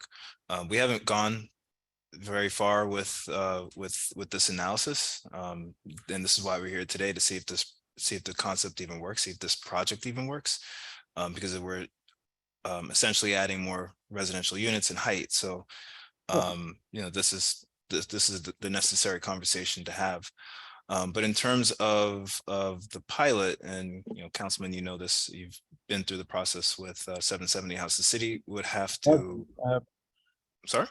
I have been, and that's why I have the questions, because I've never seen a plan developed to this point without it being contingent upon a plan's developed with a pilot being factored into the bulk, the massing, the number of units, the general planning, retail or commercial versus residential. A pilot's factored in. It's not feasible. You're not going to develop a plan to this extent without letting the city know that it is contingent upon and only feasible with a pilot payment. Yeah, I mean, so we'd have to do a financial analysis. We don't know what the impact to the schools will be, because we haven't done that. We haven't gone that far. So I mean, having a conversation with the schools and saying, hey, we're doing this pilot, and we don't have any information. We haven't gone that far. So once we have those numbers, once we have that analysis, then yes, I think you're raising a really great point, and it'd be to everyone's benefit to have that conversation, but we aren't to the point where we know what the impact on schools would be. So that's kind of where we're at. I'm not asking you to quantify the impact. I'm just asking you to, you know, just have some honesty with the public, and that there's no way this plan was developed without the developer running the numbers and saying that we can only develop this at this size without having this many residential units and a pilot payment. There's no way they haven't already said that to you. Yeah. No, and I say that because you said it's just math earlier, and it's really not just math. It's saying, like, the only way this plan happens that you're presenting to the public tonight is if we get a pilot payment. Yeah, absolutely. Yeah, that's true. But we don't know what the fiscal impact to the schools would be, but we'd have to do that as part of I understand a that. financial agreement. I find that regrettable, because I think before we present it to the public, where this entire plan that's being presented tonight is 100% contingent upon a pilot payment, that we should have gone down that road already. And that's the crux of my concern. So I guess the question is, in terms of process, then, if we go through the process of evaluating a pilot and the impact on schools, if we go through the process of more or less approving a pilot for a project that we don't know if the project has support, you know, it's a waste of time, But right? So that's not what I'm suggesting. I'm suggesting that before we present a plan to the public that does some very good things. I think most people who've lived in Hoboken for any length of time appreciate trying to keep those artistic uses and those commercial uses in the Neumann building from going away. But you're talking about building a 375 unit residential building that alone should be profitable. And you're saying that you can only build it if you have a pilot, and that's the only way you can, and to build it is the only way you're going to keep the traditional Neumann leather uses there. And I agree with that to develop this property is the only way you're going to keep those uses there. What I disagree with is the certainty that you have to attach a pilot payment to this, which is going to cut out the schools, and it's going to lead us back to potentially a situation that we had with 770 Jackson Street, where this ad hoc sort of resolution was passed to say, oh, we'll give money to the schools. And as far as I know, the schools have never seen that money from 770. And I just don't want us to be disingenuous or cloudy with the public in how we're presenting this project, because I think it is a great project. And it would be unfortunate if the pilot payment was vague and ambiguous. yeah, so I think that when we get to the point of understanding what the pilot would look like at the time that we're working on the actual financial agreement, I think that it would be to the benefit of everyone to have a meeting similar to this to discuss that aspect of the project. But I also don't have our what I think that you would benefit from if our real estate advisor wasn't able to be part of the call today. But I think what you would benefit from probably is sort of hearing from him why the pilot's necessary in terms of the impact on the high construction costs, reduced rents, the impact on reduced rents of the space, the large quantity of non-residential space that's within that price point, that takes the numbers down. And so therefore, if it was just if we're just talking about a residential building on the parking lot, and then the rest of the space is just office, for example, let's say the plan didn't have the tenant protections, and the developer could just build non-residential space, office space in the historic building. No, I don't think, I don't know if we're talking about a pilot. But that's where, but when you introduce that below market, when you're talking about that below market use in a space where and I think John addressed before, the level of construction that has to go in with building to rehabbing the historic building. Yeah, the pilot becomes necessary. Not to mention, yeah, I mean, the affordable housing is required as part of the plan. Everyone has to do that. That's standard. But then there's also, and you were also on the city council, I think you were on the subcommittee that adopted or that shepherded the plan. There's 20 workforce houses, 20 workforce housing units associated with this project as well. So yeah, I mean, there's a lot of things layered on. There's a lot of benefits to the project. And I think that maybe it's worth having a more nuanced conversation with our real estate advisor. We had this conversation with the tenants when we were discussing price points with where their rents would start. And I think did a really great job of explaining sort of why the project is what it is. So but we're not there yet. We will be there at a certain point. But the stage of the process that we're at right now is this scale acceptable to the community? And that's the conversation I think we're having tonight. I guess, and I'll end with this. I guess my concern is that it seems to me that there's been an implication that the pilot is up for debate, and it's not. I mean, this will not be built without the pilot pilot pavement according to what you guys have, the numbers you've run behind the scenes. And I just think it's disingenuous to I don't agree with that. remotely imply to the public that this can be built without the pilot. I don't necessarily agree with that in that yes, the pilot is necessary to make the project work, but then there's also a financial agreement that would be required to make the project work. So if the financial agreement was not satisfactory to the city, then that's the project. And how many residential units were we looking at in its last form? The redevelopment plan as is. No, before. No, I understand your question. The redevelopment plan as is requires permits a max of 230 units. The concept that we were looking at before, 2 years ago, the community meeting that we had 2 years ago, went up to about 310. And that was to sort of solve for the impact of COVID in terms of the sort of the floor dropping out of the commercial market. So it went from 230 to 310 or 312, and now it's 375. So which increase was due to, are you attributing to COVID? 230 to 310 or 310 to 375? 230 to 310. That's a heck of an increase because of a temporary circumstance. Mm-hmm.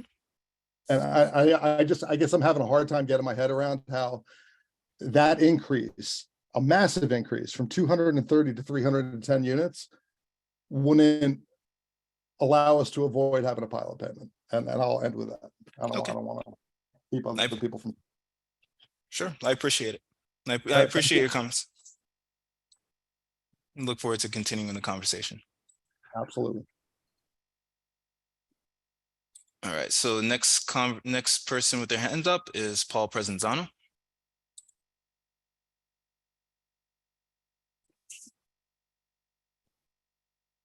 Good evening, Director Brown. Thank you very much.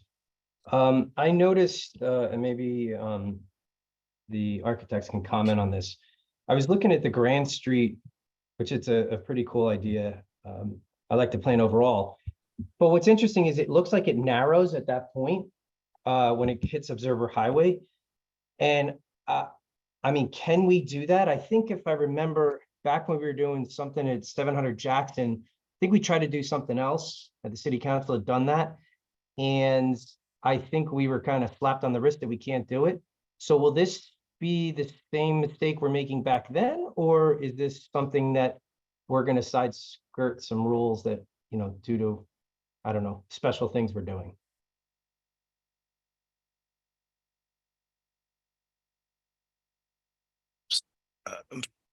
Sorry, is that question Okay, for? I'm unmuted. I can answer.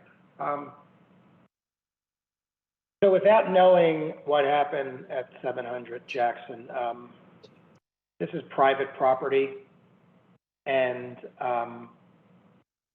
this is narrowed down, but not prohibitively narrowed down. It's a legal one-way exit south onto Observer, and I don't see any reason. We've been openly discussing this with the city for 7 years, and even to the point where some of the traffic experts were engaging whether this is only a right turn coming out, so as not to cross Observer. So Paul, I don't think this is a problem, and I think it's been, and it will continue to be studied so that it's done right.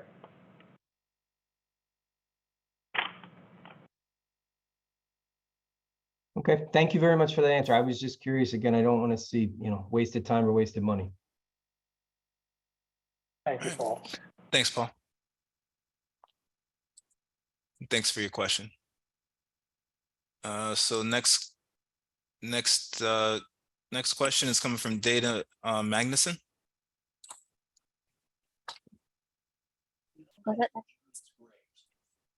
Hi, so I'm Dana Magnuson. I've been the resident of Marine View Plaza for about 22 years, and I've been in the Neumann Leather Building as an artist for about 6 or 7 years now. And The way I've been able to afford my studio as an artist is because I live in Marine View.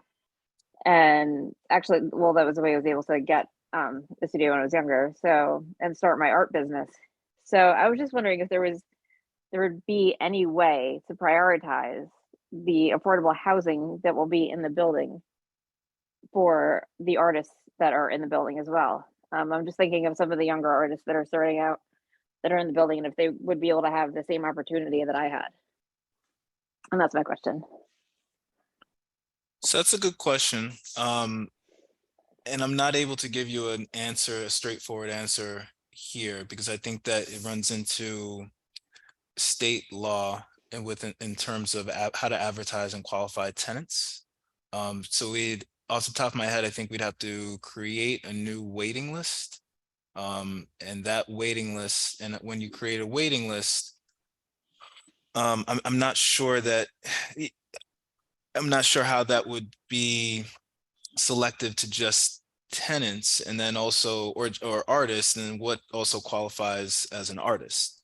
I think that the 20 workforce housing units, which are capped at 120% of median household income, are, I think that the idea of those workforce housing units are that the tenants that are, that it would be first offered to tenants, the artist community, resident, to members of the artist community in the building. Right. And that was the overall purpose. So yeah, those 20 workforce housing units would be prioritized for artists. In terms of the affordable units, that gets a little more tricky just because of state law. And I'm not Okay, I just thought it might be a good, thing to add on if it was possible. Sure. No, it's a good question. Okay, great, thank you. Thanks, Dana. Thanks for your question.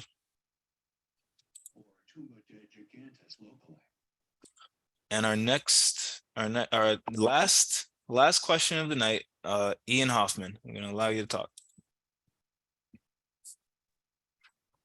Good evening. Thank you for the opportunity. John, I just want to say it's a beautiful design. I've said it before. It's still really nice, and certainly really excited for this to come along. I'm from 300 Newark Street. I have 3 questions. The first and most important question is, what is the timetable for approvals and construction? So both, approvals, and then, when is the earliest that you think that construction might start? The second one, curious how the stormwater retention works. Is it something where the center courtyard gets filled with water during an event, or will the storage be underneath the courtyard? And then the third one is, you talked about some retail along Newark Street, and just curious if there's any detail about that. Is it several spaces or one larger space? Ian, thank you very much for your comments. A three-part question, timetable. I've been working on this for 12 years, but I think we're getting pretty close. I think the tenants would agree with that, and the city would agree with that. So the only thing I could say about timetable is we've never been closer, but I think Chris might be able to give you a better layout of the timetable. The stormwater would be collected underneath the courtyard in either concrete or composite containers. So we would collect 110,000 gallons of stormwater, and nobody would see it. It would be contained underneath, and then North Hudson Sewer Authority would control when it could get dumped into the sewer system after a flood event and after the sewers have dissipated. And I think that's great for the neighborhood, especially if you live at Jeff Trust. And then retail will be continuous from diagonally across from Jefferson Trust all the way to our neighbors to the west. So it'll be continuous row of retail spaces all along the south side of Newark Street, taking you all the way to the Grand Street extension. So I think that's a substantial amount of retail, which, as you know, we need in this neighborhood. I hope that answers your questions. Chris, you might, I don't want to put you on the spot, but you might want to weigh in a little bit better on timetable. So in terms of timetable, I think that we would, I mean, I think that I'd want to talk through specific steps with the city council subcommittee after this conversation, the city council subcommittee and the mayor, to see what the appetite is on next steps. Assuming that there's an appetite, we could move forward with the reality is the redevelopment agreement may take about a year to negotiate. I think it would take at least a year. This is a very complicated, large scale project. It's also there's a pilot attached to it, so or there would be a pilot necessary for it, so we'd have to go through the steps on that as well. So and that takes time. We may amend the plan sooner just to have some sort of a kind of a letter of intent or some sort of a marker for the project, so that realistically, property owner doesn't, the property owner has some sort of guidance on what this project is, but I'm not sure yet. But I think that we're talking about a redevelopment agreement and all the necessary agreements that make it work probably at least a year from now. If we can get it done in 2023, that would be, I think that would be a pretty big undertaking. And then from there, the project then goes to the planning board, and I think that would take another. What do you think, John? Between redevelopment agreement and planning board? Well, if it's a year for the redevelopment agreement, then you probably need another 6 months at the planning board. So 6 months to the planning board. So let's say June 2024 for planning board. That takes a couple of meetings, a couple of months. And then at that point, you go for your permits. And then there's got to be some space in between planning board and building permit, because I think that that would be the period where we sort of finalize the artist and the tenant and property owner agreement.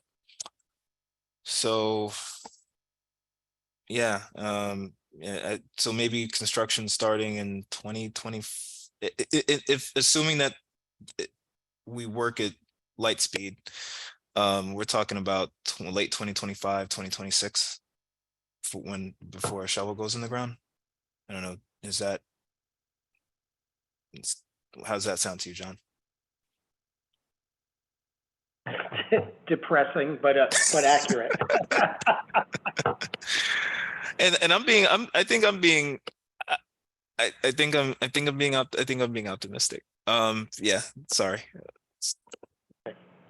Well, I really appreciate the thought that you put into coming up with the timetable, and I agree with the depressing comment. We're all kind of waiting, but it is exciting that it's closer, and appreciate everybody's input and into this project over the many years. And thanks again for the questions, for taking the questions.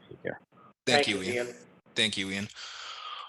Oh, Sid G, your hand is up.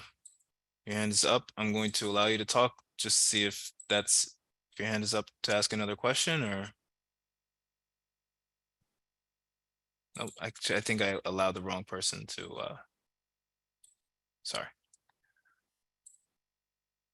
Sid? Yeah, hi. Yeah, just one last question. First of all, like for the flood waters, I know that this area floods very badly around just in front of Newark Street. 110,000 gallons seems kind of less to me. So like, just wanted to know if there were any future mitigations also planned, or is that just it? Like the 110,000 gallons? Like, I know like the the actual floodwater storage systems that are in other places in Hoboken hold a lot more? So actually, so John, let me, so John, there's stormwater tanks for 110,000 gallons of stormwater under Neumann. John, is that correct? In the courtyard, So Sid, Southwest Park, for example, has 200,000 gallons. It's built to maintain 200,000 gallons of stormwater.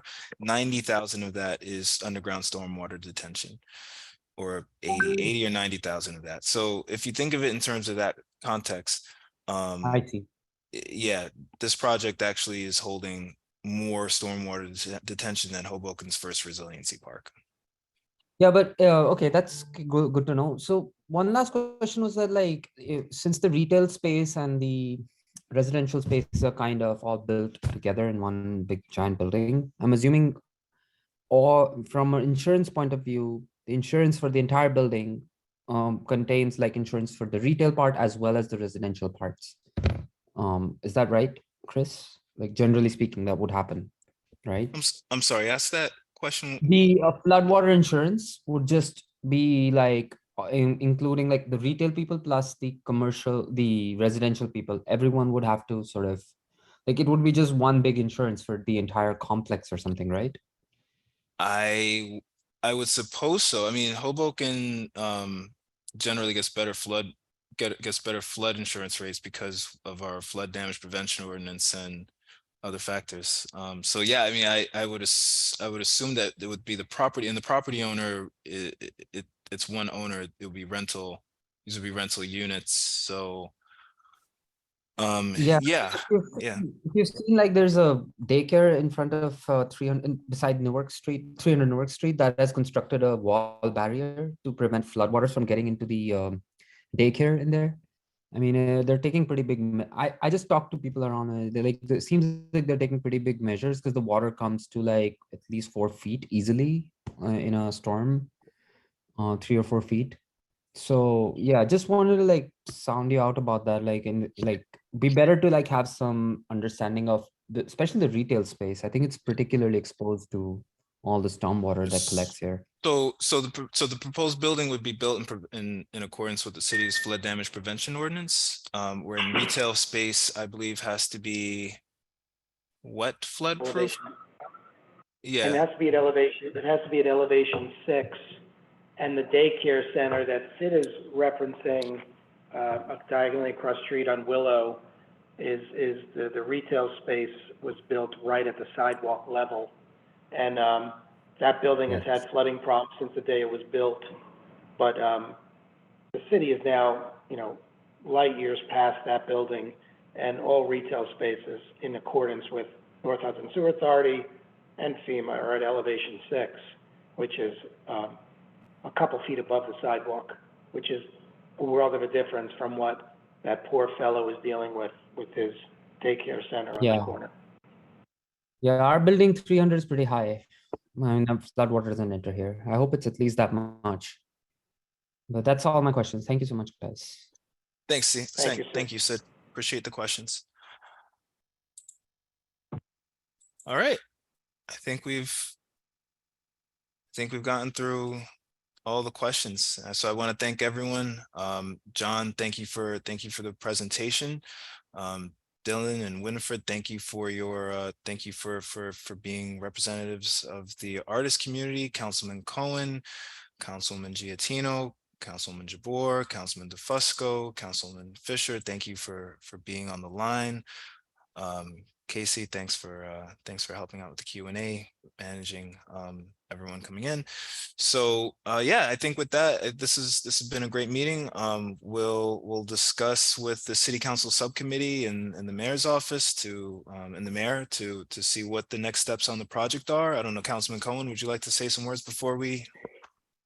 Director, thank you so much, and thanks to all the great questions that we got today, and thank you to John Nastasi and his team for an excellent presentation, and to everyone involved tonight. So thanks for your patience. Thanks for putting up with the delay on this. And and look forward to hearing more after the city council and the development committee has had a chance to weigh in. Thank you, Director. Thank you, Councilman. All right, with that, bid you all have a good evening. Thanks, everyone. Thank you.